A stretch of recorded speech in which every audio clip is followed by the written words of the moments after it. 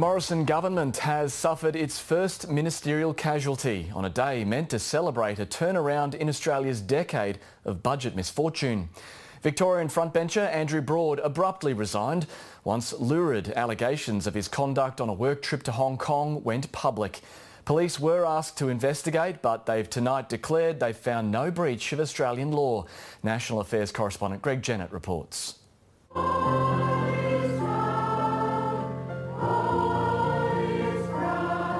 Nothing festive about this season.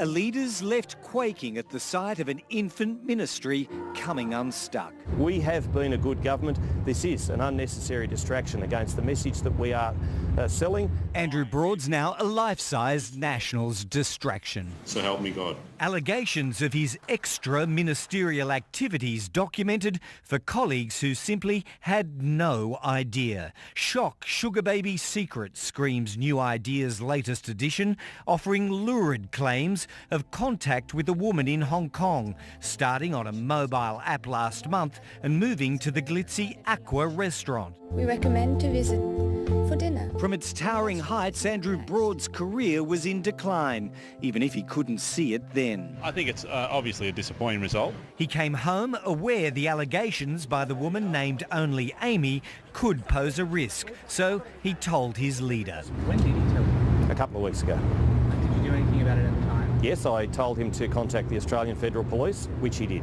The accounts of what was said or texted may be disputed, but once published, Andrew Broad's 111-day frontbench career was over. So he only submitted his resignation today? Yes. From the moment he arrived in 2013, On the very first day I took a seat. the member for the safe seat of Mallee embodied family values. Gallery. My beautiful wife. She can give us a wave. I did pretty well for myself, didn't I? All that's left for Mr Broad now is his parliamentary seat. His party elders left clinging to hope that the damage can be contained, and coalition colleagues left to rue on air another day of lost opportunity. Well, I'm not getting distracted. I've been entirely focused on presenting the half-yearly budget update together with the Treasurer.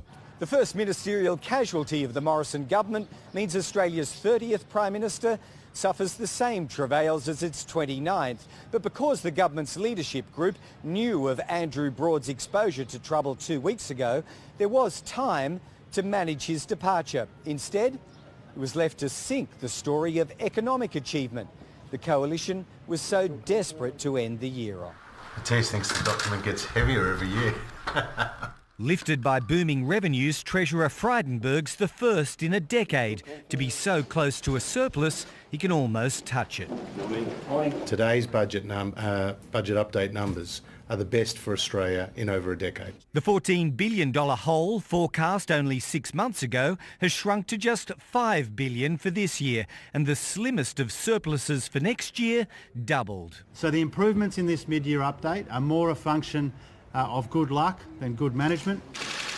Tidings of fiscal joy before the electorate checks its list and answers that simple question. Greg Jennett, ABC News, Adelaide.